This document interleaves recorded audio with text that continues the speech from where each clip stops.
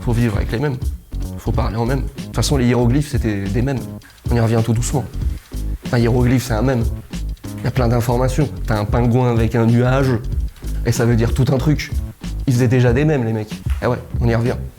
Ok, les hiéroglyphes c'est des mèmes. Ça nous prépare à quel genre de futur ça ? Les hiéroglyphes c'est l'ancêtre de notre système d'écriture, les lettres latines. Et des lettres latines, on reviendrait à des espèces de hiéroglyphes. Si vous voulez, on va se poser 2 minutes et réfléchir un peu à ça, ça a l'air plutôt intéressant. Dans cette première vidéo, on va essayer de remonter un peu à la source. Et pour prendre du recul, on va commencer par regarder un langage très différent du nôtre, le chinois.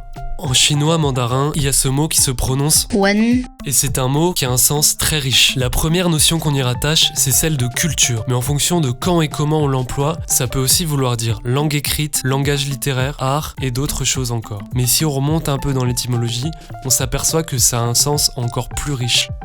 Le mot wen signifie ensemble de traits, caractère simple d'écriture. Il s'applique aux veines des pierres et du bois, aux constellations représentées par les traits reliant les étoiles, aux traces de pattes d'oiseaux et de quadrupèdes sur le sol, aux tatouages ou encore par exemple aux dessins qui ornent les carapaces de la tortue. Le terme wen a désigné par extension la littérature. Comme si en fait les traces qu'on pouvait faire avec un bâton dans le sable, ou les empreintes de pas, ou même le tracé d'une rivière dans une vallée, c'était déjà des formes de langage et d'écriture. À partir de là, on connaît l'histoire, les premiers humains se seraient mis à faire des traces sur les murs des cavernes, ces traces seraient petit à petit devenues des dessins, et au fur et à mesure qu'on utilise le dessin pour noter des informations ou compter, ça serait devenu de l'écriture.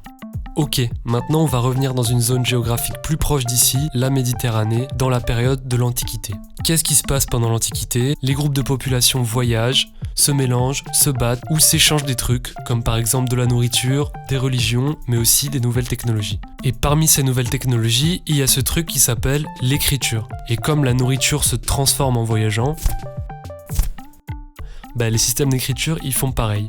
Ils se transforment en voyageant. Petit à petit, on voit naître d'abord en Égypte les hiéroglyphes, puis le sumérien, le phénicien, l'araméen, l'arabe, L'hébreu, le perse, le grec, le latin, le cyrillique, l'arménien, le tifinaire. etc. Mais pour l'instant, ce que je vais vous raconter, c'est l'histoire de ce qu'on utilise ici au quotidien. Ce système qui a été imposé comme standard international au monde entier à travers une histoire super longue, faite d'empires, de pillages, de conversions religieuses forcées, d'esclavage, etc. L'alphabet latin.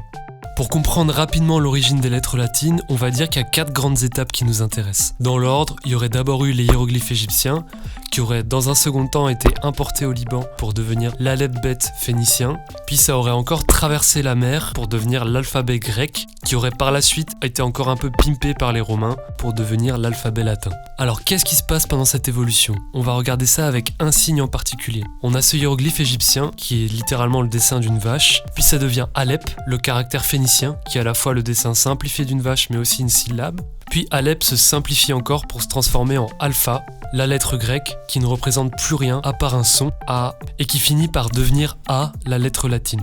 Et si on suit ce tableau, on voit que toutes les lettres de notre alphabet, c'était à la base des choses concrètes, soit des objets, soit des lieux, soit des animaux. Par exemple, le H qui à la base était une barrière, ou le N qui à la base était un serpent, le B qui était une maison, ou encore le I et le J qui étaient des bras. Donc au début, pour écrire, on prenait des trucs qu'il y avait autour de nous et on les mettait ensemble sur un bout d'argile. À la fin, ces animaux et ces objets sont devenus des consonnes et des voyelles. O, I, Ch, O, c'est-à-dire des sons qui découpent la langue qu'on parle. Voilà, c'est la fin du premier épisode. On vient de détailler pourquoi est-ce que les lettres abstraites qu'on utilise à la base, elles sont pas du tout abstraites. Donc maintenant, on a fait à peu près un tiers de notre boucle. Prochain épisode, on va faire un petit crochet par le monde animal et le rapport à l'environnement. Puis on finira dans les dernières vidéos par le digital, les interfaces graphiques, les mèmes, les emojis. Là-dessus, il y a aussi plein de choses à dire. Donc restez là, restez connectés. N'oubliez pas de vous abonner, de mettre un like. Je vous dis à la prochaine. Ciao, bye bye.